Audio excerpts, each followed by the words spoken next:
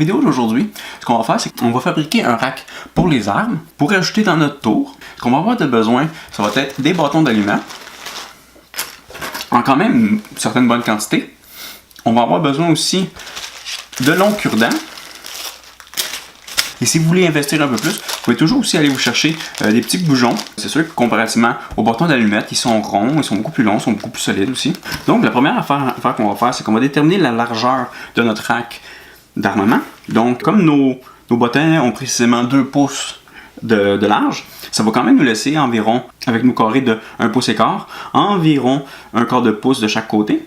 Et on va bien entendu les faire de 1 pouce de long. Donc ce qu'on va faire, c'est qu'on va prendre un bâton d'allumette qu'on va couper précisément en 2 pour faire les traverses. Et ce qu'on va avoir besoin de faire, ça va être d'installer les traverses. Ce qu'on va faire, c'est qu'on va faire chaque côté du rack et ensuite on va faire ce qui va les retenir ensemble. Donc on va prendre une traverse et 2 bâtons. Pas nécessairement les mettre à angle égal, à angle droit je veux dire, mais un peu obliquement penché, qui va faire le derrière de notre rack. Et l'autre, on va le pencher un peu plus. Donc on va pas chercher un angle droit, mais quand même un angle pas trop prononcé pour que les armes soient quand même bien présentées. Ce qu'on va faire, c'est qu'on va tout simplement utiliser la colle chaude.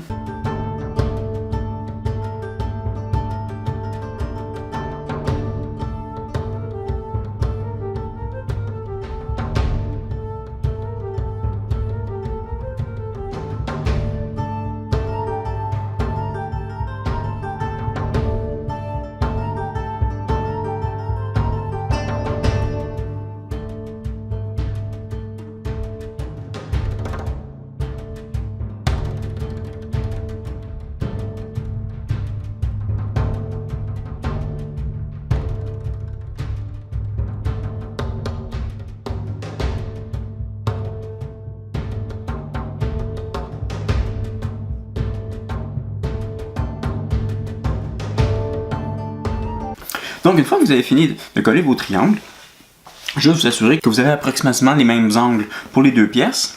Donc ce qu'on va faire, c'est qu'on va commencer à mettre les traverses.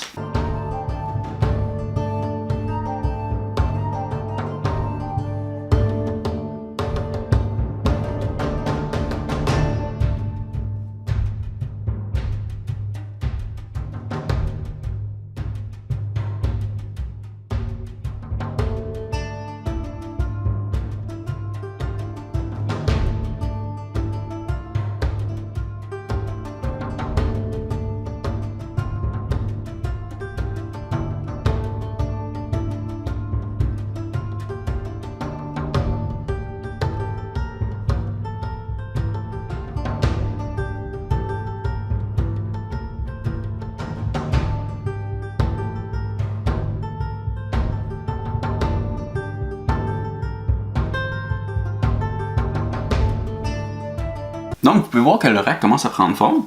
Donc, on va commencer à renforcer le rack avec des bâtons d'allumettes en arrière. Et après, on va commencer à travailler sur le devant, où est-ce que les armes vont être présentées.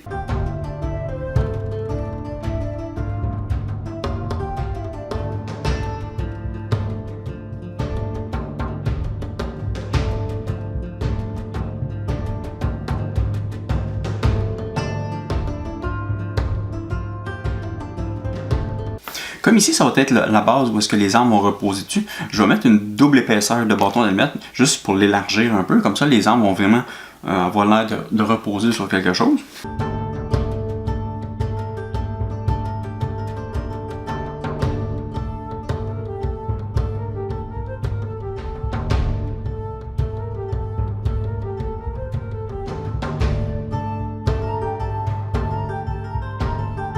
Donc, c'est à quoi devrait ressembler notre rack pour le moment. Donc, la prochaine étape, ça va être de préparer les séparations sur lesquelles on va accoter les lances. Comme j'avais l'intention de faire un rack à lance, c'est sûr que celui-là, il peut paraître beaucoup plus gros qu'un rack pour, mettons, uniquement pour des épées ou des arbalètes. Si vous le comparez nécessairement avec un personnage, il fait quand même 1,5 fois la taille d'une figurine. Donc, on va continuer. Ce qu'on va faire, c'est qu'on va prendre un autre bâton d'allumette. Et ce qu'on va faire, c'est qu'on va les couper pour en faire des petits cubes pour faire nos divisions.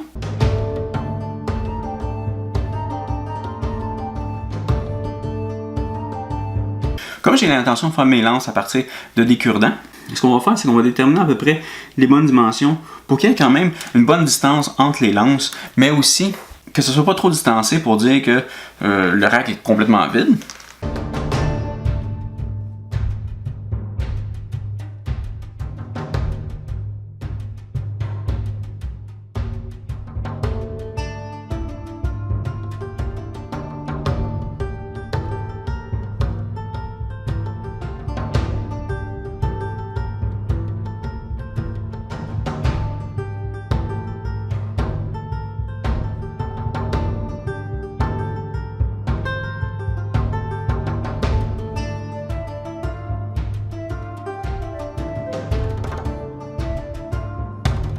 Donc, ça va être les divisions de nos bouts de bois. Maintenant, on va travailler un peu plus sur les lances. Ce qu'on va faire, c'est qu'on va prendre des longs cure-dents. Ou si vous n'avez pas de cure-dents, vous pouvez aussi prendre des gougeots de bois que vous allez pouvoir travailler. Ou tout simplement des baguettes à brochettes en bambou. Ce qu'on va avoir besoin de faire, c'est en premier, c'est de déterminer la longueur qu'on va vouloir mettre nos lances. Si j'accote une lance à sa place où est-ce qu'elle devrait être, je me dis qu'une lance devrait dépasser d'environ un demi-pouce à 3/4 de pouce. Donc, il faudrait que j'enlève approximativement 1 pouce sur chacune de mes bâtons.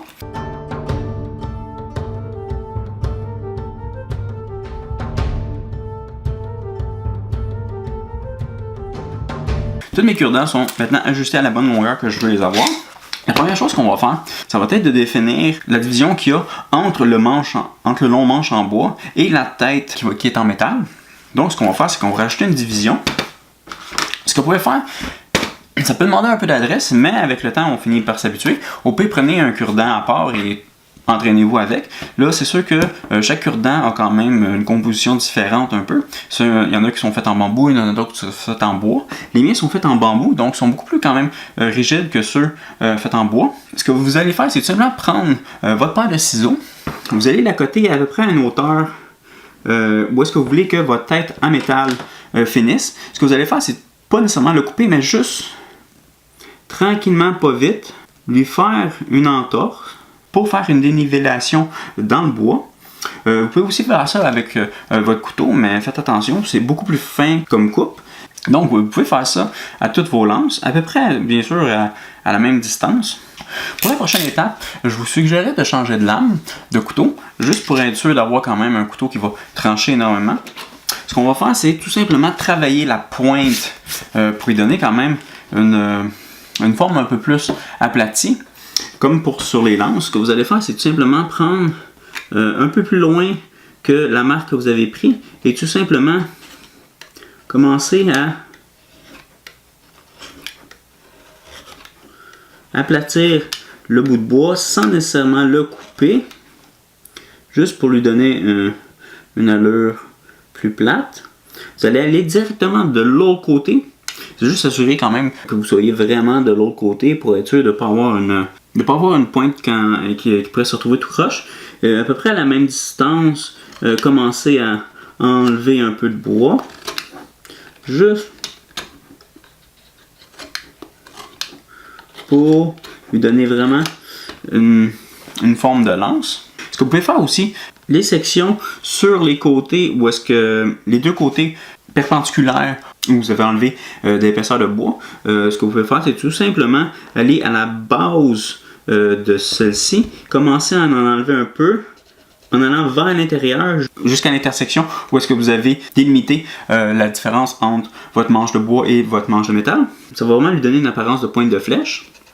Donc, une fois nos lances terminées, ce qui va être important de voir, c'est vraiment de s'assurer qu'il soit quand même droit sur notre rack.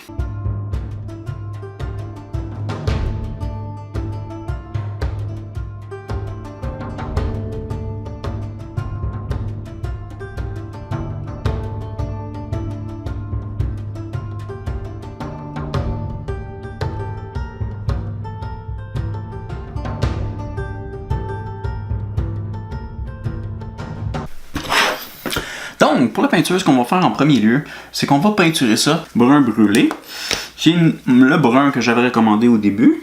On va faire la première couche sur le rack au complet, ainsi que les lances, mais juste faire attention de ne pas aller sur les points de lance, comme les points de lance vont être de couleur argentée. Si on met une couche de brun sur la couche qui est déjà pâle, ça va faire sortir un argenté métallique qui va être beaucoup plus sombre, donc on va simplement y aller avec tout ce qui devrait être en bois.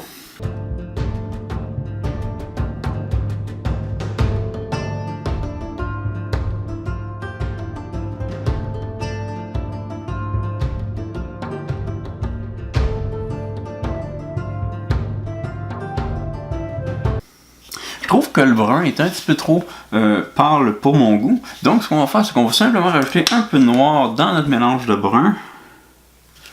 Pour s'assurer qu'on ait quand même une bonne distance entre les couleurs de brun qu'on va appliquer plus tard.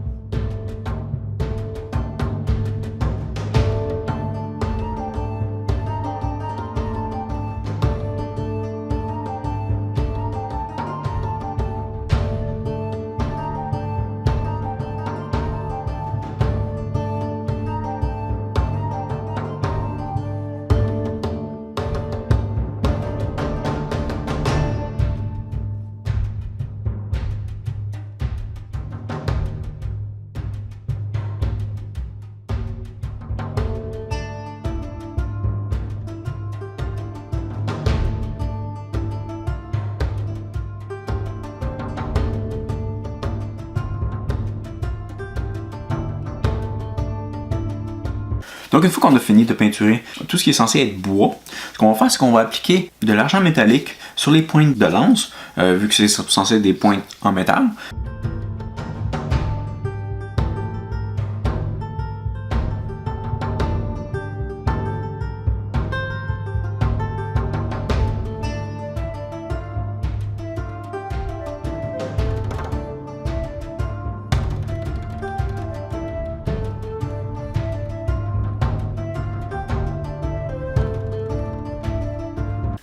Donc, ça va être tout pour aujourd'hui, fait que je vais vous dire à la prochaine.